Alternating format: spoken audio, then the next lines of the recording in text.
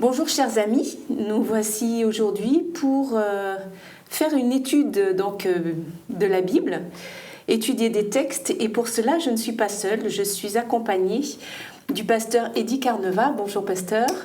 Bonjour. Et du pasteur Ralph Sicher. Bonjour pasteur. Bonjour. Avant de commencer, je vous propose tout de suite de commencer par une prière et je vais demander au pasteur Ralph de bien vouloir nous accompagner dans cette. Éternel notre Dieu, nous voulons te remercier infiniment pour cette occasion que tu nous donnes d'approfondir cette leçon et que nous puissions avec ton Esprit Saint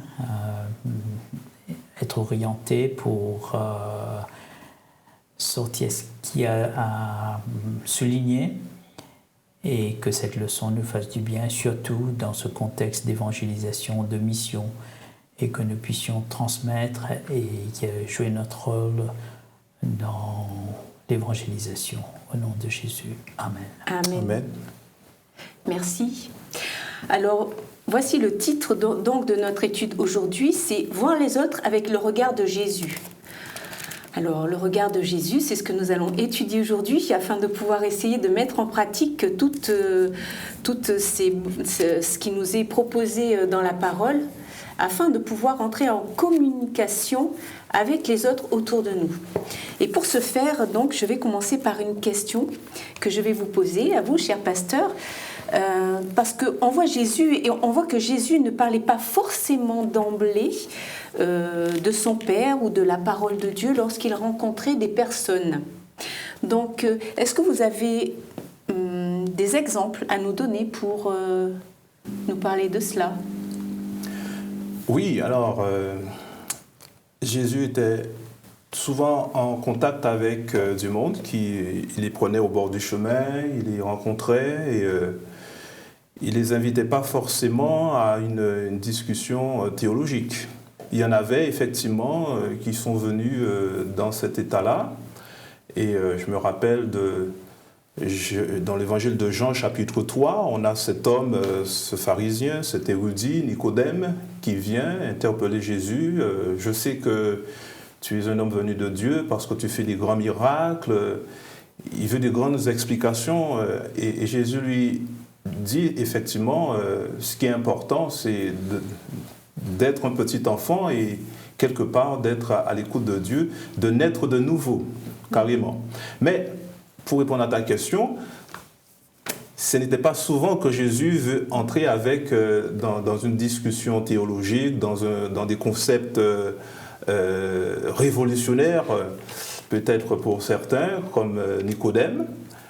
Mais juste à côté, dans Jean chapitre 4, on le voit tout de suite après, on voit sa rencontre avec une femme. C'est une Samaritaine. Et cette femme vient chercher de l'eau.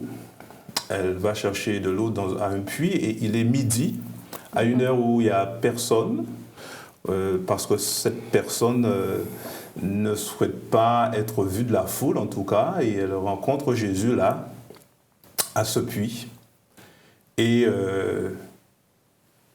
Jésus lui demande de l'eau. Et Jésus lui fait comprendre qu'en réalité, c'est elle qui aurait dû demander à Jésus de l'eau.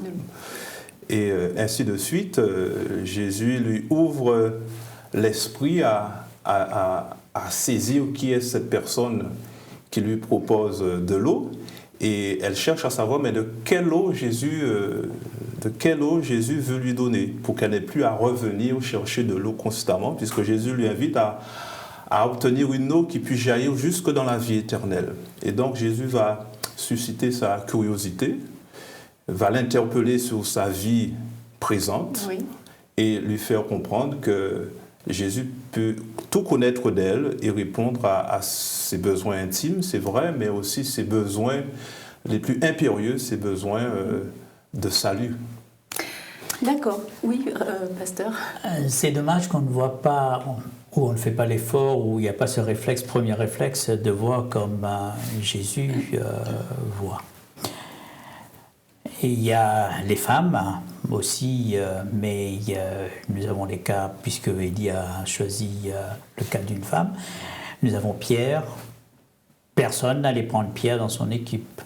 lorsqu'on fait vraiment une évaluation de son caractère, de tout ce qu'il y a derrière et ainsi de suite. Thomas, qui avait douté, mais nous allons dire, tu doutes, tu ne viens pas. Donc avec tout ce que tu as vu, tu doutes encore. Non, Jésus va risquer, parce qu'il sait, il voit ce que nous ne voyons pas. Et nous pouvons aussi multiplier les cas, et prendre le cas de cette femme, Marie de Magdala, avec Simon les lépreux. Et Jésus a montré à Simon que tu ne vois pas, en somme, plus tu t'arrêtes à l'extérieur, à ce que tu as entendu, à ce qu'on t'a dit, à ce que tu vois. Mais il y a plus que cela. Et je crois que Jésus avait ce regard parce que Jésus évaluait toute la portée de ce que c'est qu'avoir un père comme Dieu. Et il voulait regarder les autres avec le même regard de son père, quand il était ici-bas, bien sûr. D'accord. Jésus incarné. D'accord. Alors, c'est vrai qu'on peut penser que Jésus avait des méthodes, et moi je me dirais, mais quelles sont les pistes que nous pouvons avoir dans la Bible pour pouvoir agir comme Jésus? Parce que on voit qu'effectivement il allait vers les gens, il parlait aux gens. Tout d'un coup, on voit que il les guérissait, des malades, sans leur dire forcément d'emblée. D'abord, il faut que tu crois en tout un tas aux 10 commandements, tout un tas de choses. Je crois le mot méthode. Je remplacerai le mot méthode par la motivation de Christ. Parce que méthode, on a une méthode, on peut l'appliquer, et puis après, ça reste externe. Mais ce qui se passe chez Jésus, c'est que qu'est-ce qui motivait Jésus? C'est l'amour du Père. Il est venu et il était clair de sa mission. L'Esprit du Seigneur, Luc 4, l'Esprit du Seigneur est sur moi parce qu'il m'a oint.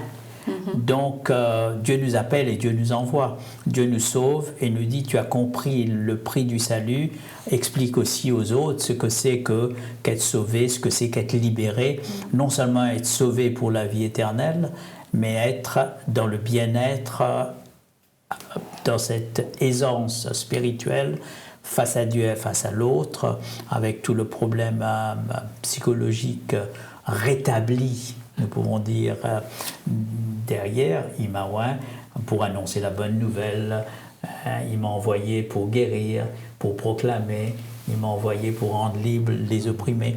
Il était clair, pour lui c'était clair, il a été envoyé pour une mission et pour nous aussi. La motivation, le pourquoi est plus important que le comment. D'accord.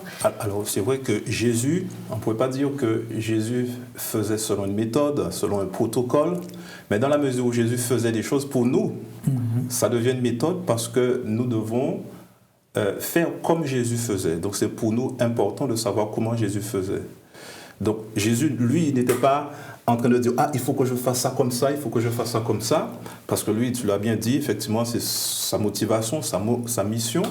C'est aussi notre mission, notre motivation, mais nous avons besoin de prendre l'exemple de Jésus. Et quand on regarde comment Jésus faisait, première chose, il répondait à un besoin des gens. Les gens venaient, Jésus comprenait ce dont ils avaient le plus besoin et voulait répondre à leurs besoins. Cette femme, la Samaritaine pour la citer, était venue chercher de l'eau.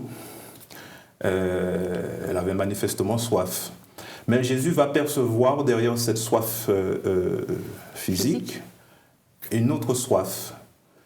Il avait vu que cette personne avait soif d'affection.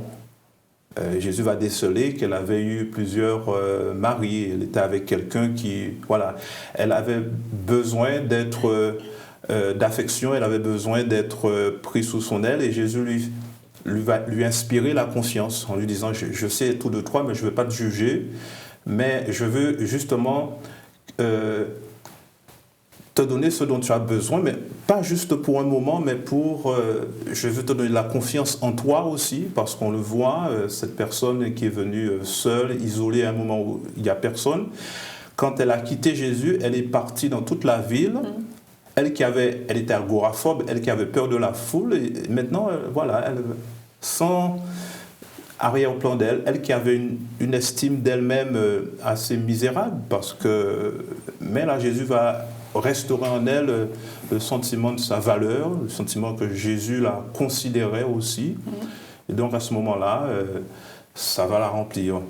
En dehors de ça, quand on voit Jésus guérir les malades, Jésus ne leur demandait pas ceci ou cela. Jésus leur disait, mais voilà, que veux-tu que je fasse pour toi? Que je recouvre la vue, que je puisse marcher, et donc que ce soit les paralytiques, les aveugles. Donc Jésus accomplissait sa mission de restaurer l'individu dans ses affections, ses pathologies, ses affections physiques et autres, et spirituelles. Et il faut mettre le contexte aussi dans un contexte de formation. Les disciples étaient 3 ans et demi avec Jésus pour être formés. Et la grande formation que Jésus va donner ici, que le Samaritain est aussi inclus dans le plan de Dieu pour le salut. Il fallait qu'il passât par Samarie. Et cette femme aussi, qui était, pour un juif, c'était pas évident, le salut c'était pour les juifs que pour les femmes. juifs. Donc, il fallait, et puis après, il fait un détour pour passer par Samarie, nous connaissons l'histoire entre les Samaritains et les Juifs, ainsi de suite. Jésus va, dans cette formation ici, faire comprendre aux disciples qu'il faut accepter tout le monde pour le salut. Tout le monde a droit au salut. Alors justement, pasteur Eddy, tu parlais de la Samaritaine, et donc, en quelque sorte, faudrait-il... parce que nous, lorsqu'on veut parler en général à notre entourage, aux gens que l'on croise de Dieu, très souvent on s'y prend pas forcément très bien. On va directement dans les textes, on va directement vouloir amener la personne carrément à l'église tout de suite, et puis qu'elle soit convaincue, etc. Alors que, d'après ce que tu disais, d'après l'exemple que vous avez pris l'un et l'autre, pasteur, on pourrait croire qu'il a écouté la Samaritaine. Quelque part, il a lu dans son esprit, il a lu en elle, il a voulu la comprendre et répondre à son besoin bien spécifique. Oui, bien sûr. Mais même si c'est vrai qu'on essaie de comprendre la méthode de Jésus, donc répondre aux besoins des gens, sympathiser avec eux, gagner leur confiance, d'accord, et après répondre à leurs besoins spirituels. Mais les choses ne se font pas toujours strictement pareil. Quand on voit par exemple l'homme qui était aveugle dans Marc chapitre 8, verset 22, on voit qu'il y a des individus qui amènent un homme qui est aveugle pour que Jésus puisse le guérir. C'est pas pour que Jésus puisse lui faire une étude biblique de l'Ancien Testament, pour que Jésus lui dise maintenant tu vas faire ça, ça, ça, ça, ça, ou que Jésus réponde à ses disciples à un moment donné pour un autre aveugle dans Jean chapitre 9, oui mais il est aveugle parce que ceci ou parce que cela. Jésus veut répondre à ces hommes qui veulent la guérison de cet homme qui est aveugle. Mais peut-être que cet homme qui est aveugle n'a peut-être pas envie non plus, ne croit pas forcément que Jésus peut le guérir. Donc ce que Jésus va faire, Jésus va lui prendre la main, va laisser les hommes qui ont amené cet homme à Jésus, eux croyaient que Jésus était capable de le guérir. Mais peut-être que cet homme, il était sceptique, le texte ne le dit pas. Donc Jésus va le prendre par la main, va faire le tour de la ville avec lui. Et Jésus, ensuite, combien de temps ça va prendre, on ne sait pas. Et donc Jésus va ensuite procéder à la guérison de cet homme. Ça veut dire que cet homme avait besoin de faire confiance à Jésus, avait besoin d'entendre que Jésus lui parle. De quoi Jésus lui a parlé? Probablement de qui il était, de quelle était sa situation à lui. Donc il y a eu un temps de rencontre aussi, la confiance. Parce que même si vous voulez offrir quelque chose à quelqu'un, parfois, si cette personne n'a pas confiance en vous, elle ne va pas l'accepter forcément. Donc Jésus va inspirer la confiance à cette personne-là, va marcher, va le prendre par la main et va faire le tour de la ville. Et même lorsque Jésus va procéder au miracle, c'est-à-dire à à la cessation de la cécité, si je peux me permettre d'exprimer les choses comme ça, eh bien l'homme ne voit pas complètement. Il voit trouble, il voit des ombres.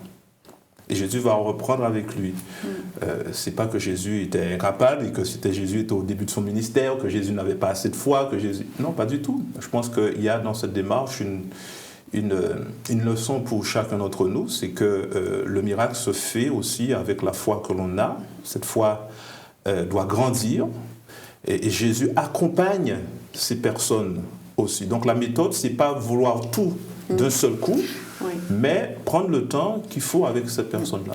En tous les cas, on voit que Jésus donc agit de façon un petit peu différente selon la personne qu'il va rencontrer. Par exemple, les 10 lépreux, on voit qu'il en a guéri 10. Il n'y en a qu'un seul qui est revenu, qu'un seul qui a fait le choix. Finalement, bon, après, on peut discuter là-dessus, mais toujours est-il qu'on voit que Jésus s'y prend de différentes façons, mais en tous les cas, il répond toujours à un besoin, aux besoins de la personne qui est en face de lui. Exact, parce que nous avons la différence, cette nuance entre Jésus qui discute avec Nicodème et Jésus qui discute avec la femme samaritaine. Ce n'est pas du tout la même conversation. Et ici, dans ce miracle, Marc 8, nous voyons que nous pouvons parler de cette première partie de la guérison. C'est cette relation, on remet l'homme dans cette relation avec Dieu. Dieu a tant aimé le monde qu'il a donné Jésus-Christ. Et deuxième touche, lorsqu'il va dire « Je ne vois pas les hommes, je vois les arbres », deuxième miracle, « Aime ton Dieu », c'était acquis. « Aime ton prochain », ce n'était pas encore acquis, ce sont des arbres. Comment aimer les arbres? Mais je vois maintenant des hommes, donc c'est ici, moi je trouve que on parle de la seule fois où Jésus va faire deux interventions pour le même miracle. Mais lorsque Jésus dit à Nicodème, il faut naître de nouveau, nous le voyons une seule fois dans les évangiles. Nous connaissons tous l'importance de cette phrase d'être de nouveau et nous appliquons cela partout. Et ici, à mon avis, mon humble avis, c'est que cette deuxième intervention, c'est pour montrer à cet homme, maintenant, tu as vu que Dieu a fait ce miracle pour toi, tu vois, il faut voir autre chose, parce qu'il y a deux bases de l'évangile, de la Bible, aime ton Dieu, aime ton prochain. D'accord. C'est un petit peu plus clair, mais il y a quand même encore une ou deux petites questions que j'aimerais vous poser. On voit que Jésus avait donc un ministère, qu'il a quitté sa maison, les disciples ont quitté aussi leurs proches. Est-ce que nous devrions, nous, actuellement, pour pouvoir être comme Jésus, eh bien, tout quitter et partir sur les routes et aller évangéliser au monde entier? Oui et non. Lorsque, comme Paul, il a eu l'appel, il n'est pas resté là où il est, à Antioche, il est parti. Il y a ceux qui, en somme, ont des opportunités, appellent pour partir, et puis après pour commencer l'œuvre. Et Paul n'est pas resté là où il a été envoyé. Il était de passage, il établissait les églises, ainsi de suite. Disons, si tous commençaient à Jérusalem et restent à Jérusalem, on ne peut pas aller Samarie, Judée jusqu'aux extrémités de la terre. Parce qu'on doit vraiment commencer là où on est. Oui.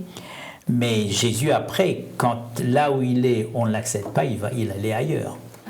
Et le démoniaque que Jésus avait libéré, qui voulait ensuite, une fois être délivré, une fois avoir été guéri, a voulu suivre Jésus, parcourir les rues, comme dans le ministère de Jésus avec ses apôtres. Jésus lui dit non, tu ne viens pas.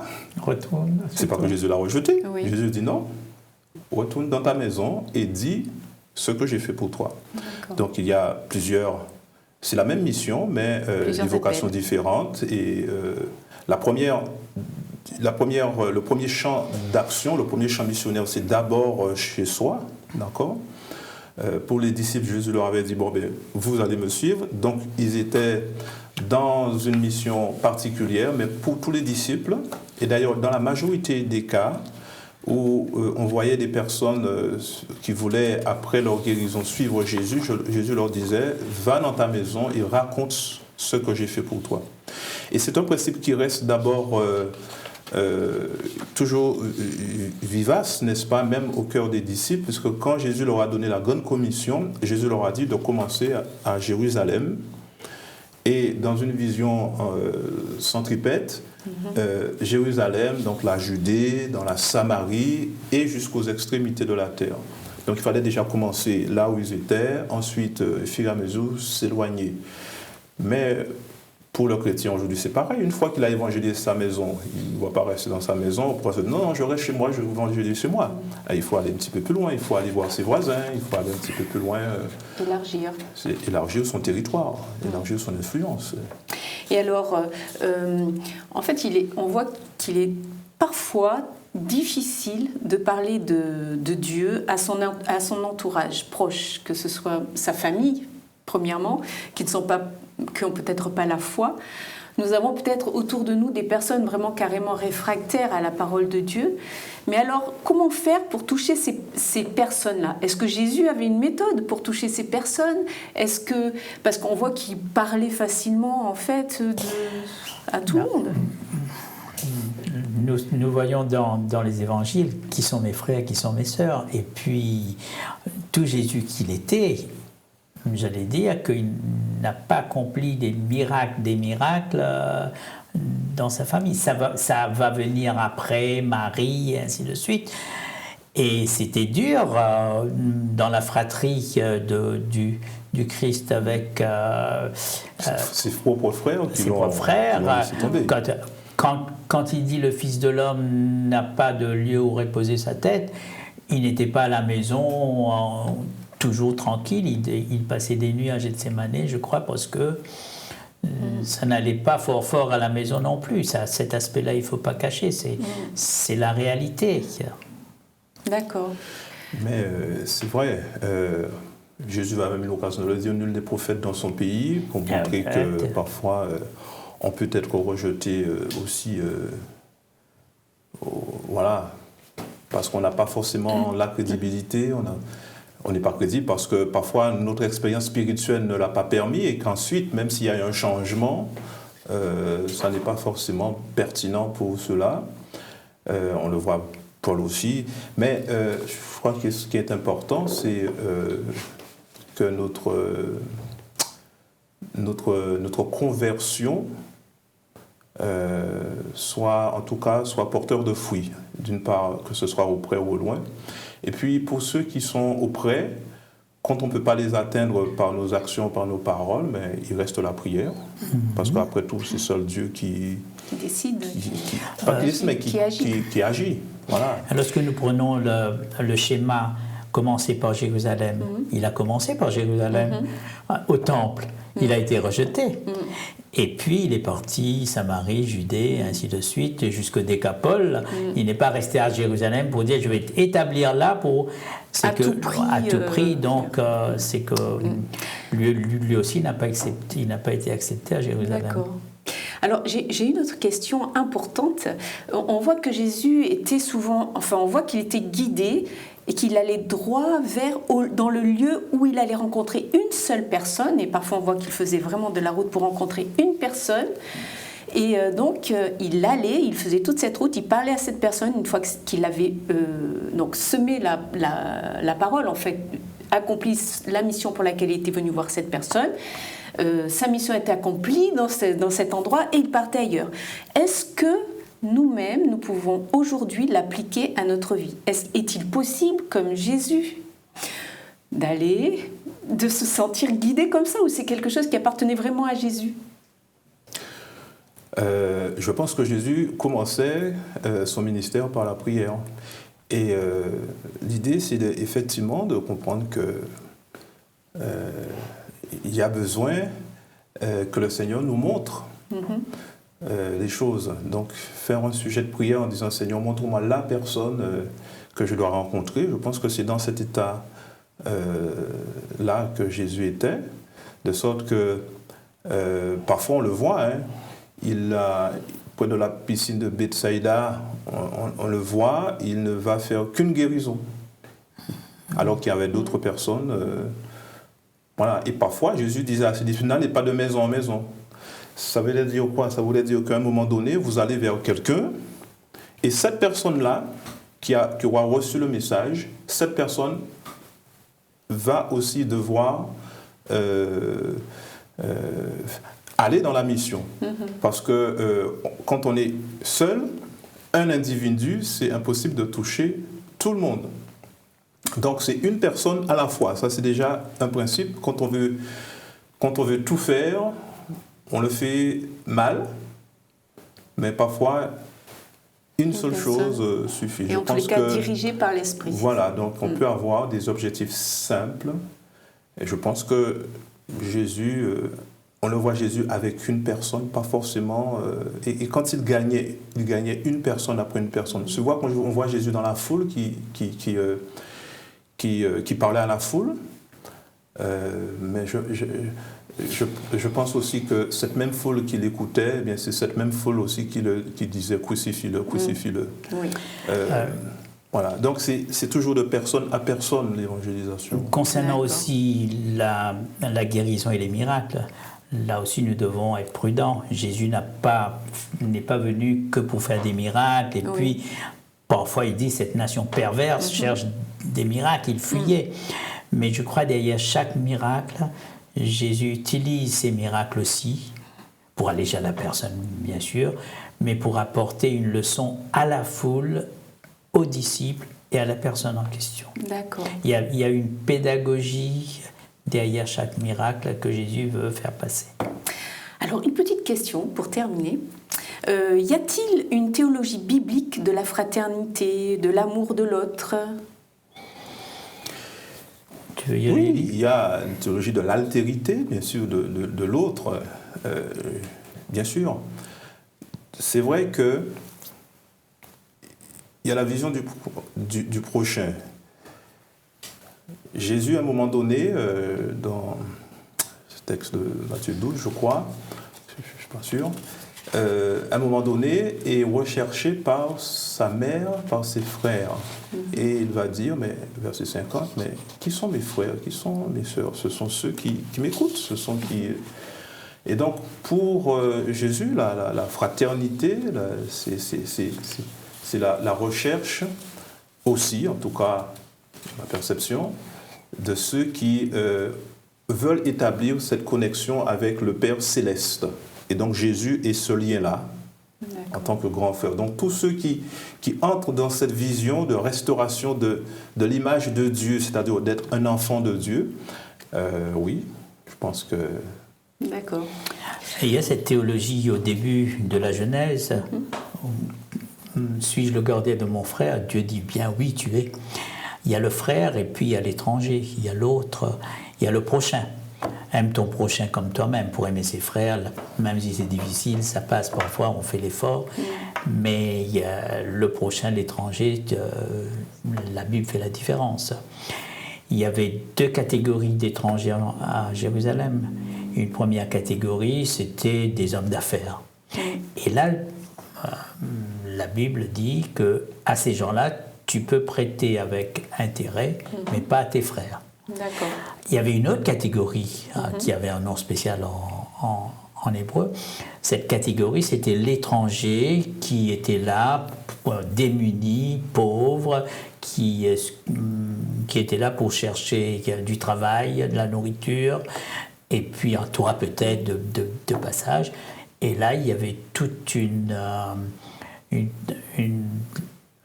instruction. N'oublie pas que tu as été étranger toi aussi en Égypte. Hein, et puis tu dois prendre soin de l'étranger. Mais quand Jésus va venir, il va montrer que le Samaritain, les Juifs, ainsi de suite, Dieu a tant aimé le monde qu'il a donné le monde, hein, pas les Juifs ou en point géographique, le monde.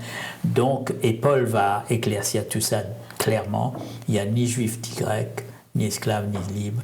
Nous sommes tous en Jésus-Christ, même si ce n'est pas la fratrie, c'est quelqu'un que Dieu aime. Comment je peux dire, lorsque je prie, je dis parfois mon Père, mais nous disons plus notre Père céleste. Si c'est notre Père céleste, nous n'avons que des frères et des sœurs. D'accord. Eh bien, je pense que nous pouvons en conclure sur ces bonnes paroles. Ça nous ouvre pas mal d'horizons pour aller justement apporter de la fraternité, mais aussi de l'amour, et puis parler de Jésus, tout en essayant de comprendre l'autre et de répondre à son besoin. En tous les cas, essayons vraiment dans la prière d'adopter la façon et le caractère de Jésus. Je vous remercie, pasteur, d'avoir été présent pour cette étude et je vous dis à tous qui nous regardez à très bientôt pour une prochaine étude. Au revoir.